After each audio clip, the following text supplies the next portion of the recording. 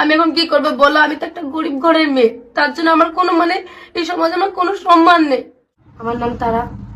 তো আমি এখন বর্তমানে আমি এখন শফিকেরই ওয়াইফ আছি। আগেও ছিলাম, এখনো আছি। তো আমিও জেলে গেছিলাম, শফিকও জেলে গেছিল একটা কারণে, কারণ আমাদের বয়স হয়নি তার জন্য। দিয়ে আবার আমি ওকে ছাড়িয়ে নিয়ে আসলাম, আমার মুখের এজাহারে ওকে ছেড়েছিল। তারপর সব ঠিকঠাকই ছিল, যে বয়স হবে তারপরে আমাদের আবার অনুষ্ঠান হবে, বিয়ে হবে, তারপর আমরা যাওয়া আসা করবো। এখন শফিক আমাকে রেখে অন্য মেয়ে ওই নহা সোনালী মেয়েটাকে নিয়ে সম্পর্কে যায়, তারপরে ওইসব খারাপ কাজ করে। মেয়েটার বয়স হলো 21+, শফিকের হলো 17।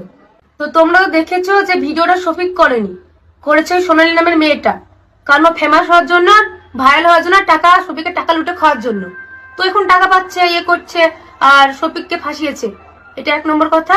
আর মেয়েটা তোমরা হয়তো দেখেছো যে মেয়েটা অন্য কোনো ছেলের সঙ্গেও ওরকম একটা খারাপ ভিডিও পোস্ট হয়েছে, কারণ মেয়েটার ওটা স্বভাব, ওটা করে লোকের কাছ থেকে টাকা নেই। ওর আগেকার এক্স এর নাম হলো সৈকত, ওর কাছ থেকে ওসব করে ভিডিও নিয়ে ব্ল্যাকমেল করে অনেক কিছু, অনেক টাকা নিয়েছে। আবার একটা আইফোন আছে ওর হাতে, ওই আইফোনটা ওই ছেলেটার সঙ্গে কিনে নিয়েছে। তো ওই মেয়েটার এগুলো হলো স্বভাব। তো আমি এখন কিছু বলবো না, আমি যথেষ্ট চুপ হয়ে গেছি, আল্লাহর ওপর সব ছেড়ে দিলাম।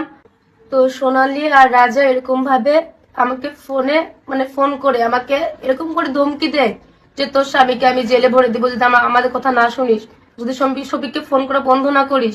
তারপর শফিককে যা যা বলতে বলে, শফিক আমাকে গালাগালি করে, ওরাও গালাগালি করে অনেক। সমস্ত প্রমাণ আমার এই ফোন আছে, তোমরা যদি জানতে চাও আমাকে কমেন্ট করো, আর আমি এই ফোনের প্রমাণ নিয়ে তোমাদের সামনে আসবো।